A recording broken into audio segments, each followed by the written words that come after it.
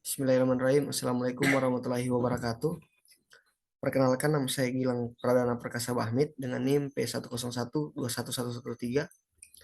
Sebelumnya saya ucapkan terima kasih banyak kepada Bapak Dr. Jamaluddin Sakung MKes. Terima kasih Pak atas kesempatannya. Pada kesempatan kali ini izinkan saya mempresentasikan terkait hubungan status gizi dengan tuberkulosis. Baik, mungkin langsung saja. Kita merujuk pada pendahuluan. Jadi dikatakan bahwa tuberkulosis paru merupakan penyebab kematian utama di banyak negara berkembang.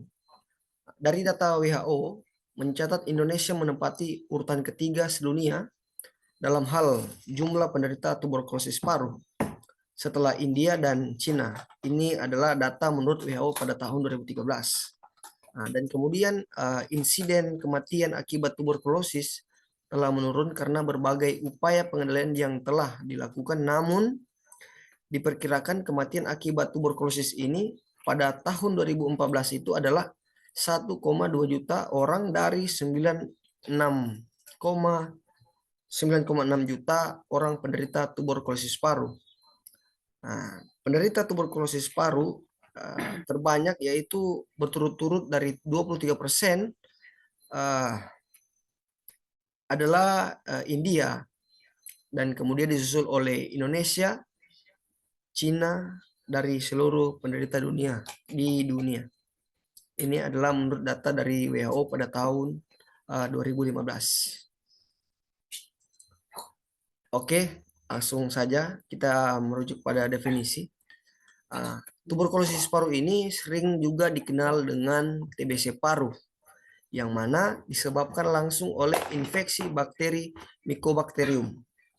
Bakteri ini biasanya menyerang paru-paru, namun tidak jarang pula bakteri ini dapat mempengaruhi bagian tubuh lainnya seperti otak, kelenjar getah bening, sistem saraf pusat, jantung, dan tulang belakang.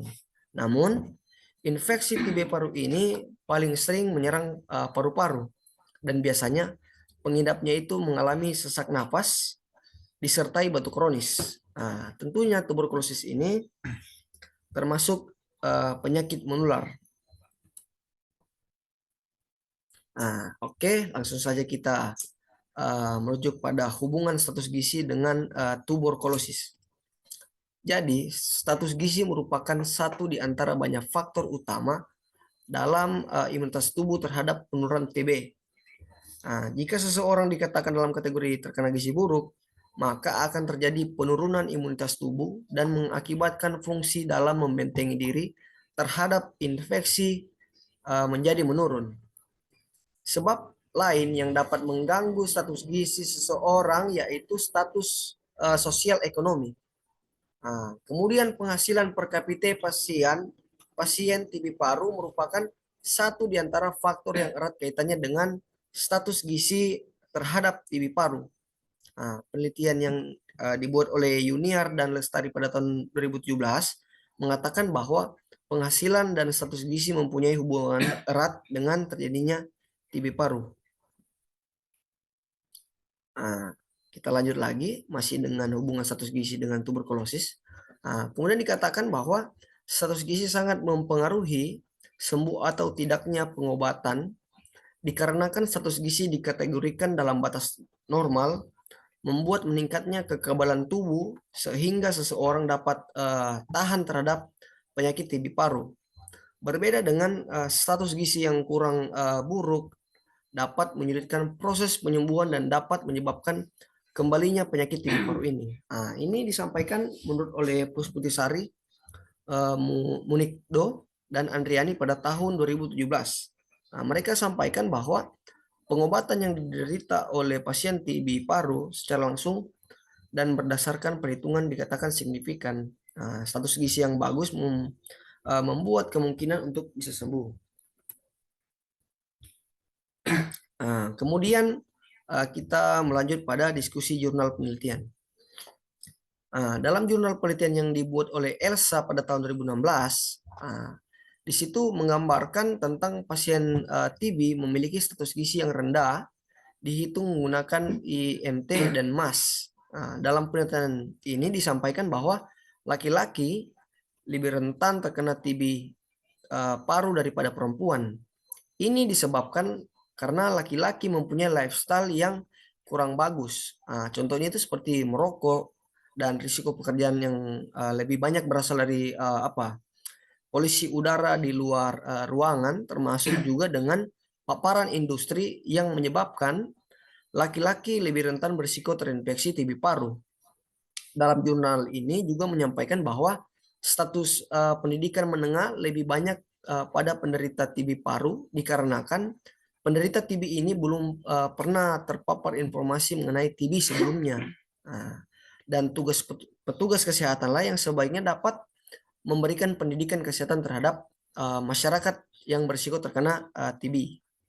Namun, walaupun sebenarnya jika seseorang memiliki tingkat pendidikan yang tinggi, seharusnya mereka mempunyai pengetahuan lebih banyak tentang penyakit yang menimbulkan banyak kematian dan kecacatan sehingga mereka dapat melakukan pencegahan terhadap penyakit TB tersebut. Dan banyak faktor yang sangat berpengaruh terhadap angka kejadian TB paru. Itu kayak seperti lingkungan, sosial, ekonomi, penyakit penyerta, dan salah satu status nutrisi yang rendah kira-kira. Pada penelitian tersebut, pasien yang telah terdiagnosa TB paru rata-rata memiliki nilai IMT dengan kategori di bawah normal, itu berarti memiliki status gizi rendah.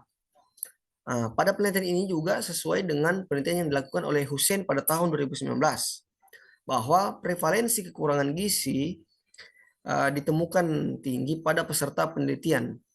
Di dalam penelitian tersebut juga disampaikan bahwa dukungan nutrisi untuk pengkajian nutrisi dan konseling diet diperlukan agar mendapatkan efek pengobatan yang lebih baik dan program manajemen TB yang efektif. Dan kita sampai pada tahap yang terakhir, yaitu kesimpulan.